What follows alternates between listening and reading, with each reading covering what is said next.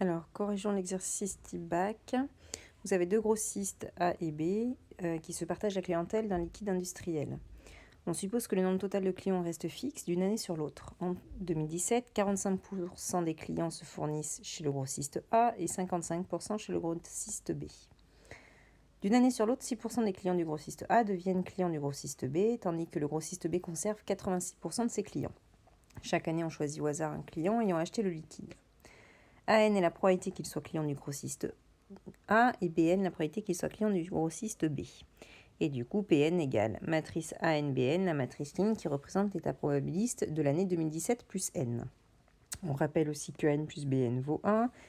Et donc, par conséquent, comme en 2017, 45% des clients se fournissaient chez le grossiste A et 5% chez le grossiste B, P0 vaut 0,45, 0,55. Petit 1, représenter cette situation par un graphe probabiliste dans lequel les sommets A et B correspondent au nom des grossistes. Donc du coup, on nous dit que d'une année sur l'autre, 6% des clients du grossiste A deviennent clients du grossiste B. Donc du coup, au-dessus de la branche, pour aller de A en B, je marque 0,06 et par conséquent, j'en ai 94% qui restent chez le grossiste A, donc le 0,94 au niveau de la boucle. Ensuite, on vous dit que le grossiste B conserve 86% de ses clients, donc d'où la boucle avec 0,86 et par conséquent, le passage de B à A, c'est 0,14. Donner la matrice de transition T qui est associée à ce graphe. Donc du coup, on obtient 0,94, 0,06, 0,14, 0,86. Inutile de marquer cela. Petit b. Quelle sera exprimée en pourcentage la répartition prévisible des ventes entre ces deux grossistes en 2020 ? Justifier la réponse, on arrondira les résultats à 0,1% près. Alors, on sait que P0, du coup, on avait 0,45, 0,55. Nous, on cherche du coup à l'année 2020. 2017 correspond à n égale 0. Du coup, 2020, je cherche pour n égale 3, donc je cherche P3. P3, c'est P2 fois T, c'est P1 fois T, c'est aussi P0 fois T puissance 3. Du coup, avec la calculatrice, on retombe sur 0,572, 0,428. Du coup, si on donne la réponse en pourcentage, j'obtiens 57,2% pour le grossiste A et 42,8% pour le grossiste B. Question 3. On admet que pour tout antinaturel n à n plus 1, c'est 0,8 à n plus 0,14.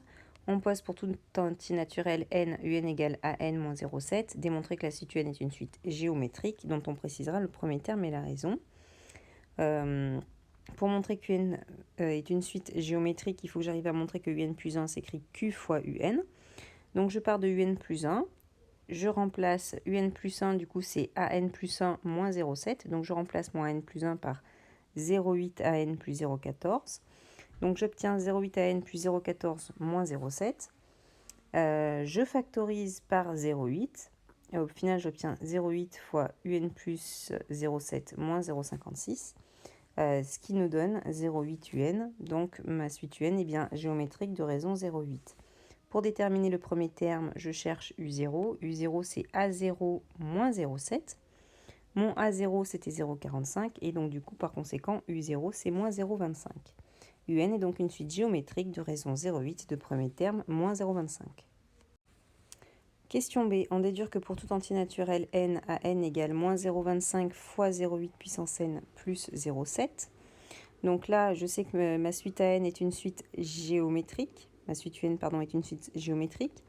Donc un va s'écrire u0 fois q puissance n. Je remplace par u0 fois q puissance n. Je sais que an, c'est un plus 0,7. Donc du coup, an, ce sera moins 0,25 fois 0,8 puissance n plus 0,7. Petit c. Quelle part du marché exprimée en pourcentage le grossiste A peut-il espérer à long terme ? Justifier la réponse. Qui dit à long terme dit un état limite. Donc du coup, je regarde lorsque n tend vers l'infini ce que ça donne.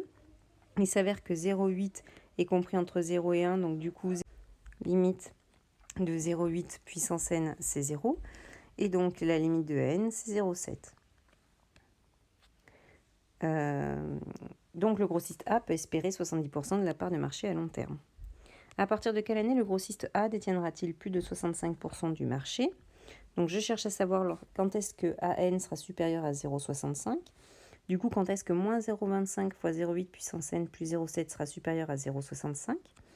Donc du coup, je vais d'abord isoler mon 0,8 puissance n. Donc je fais passer mon moins 0,25 fois 0,8 puissance n à droite et mon 0,65 à gauche. Donc du coup, j'obtiens 0,7 moins 0,65, c'est-à-dire 0,05 à gauche. Et du coup, comme je veux 0,8 puissance n seul, je divise par 0,25.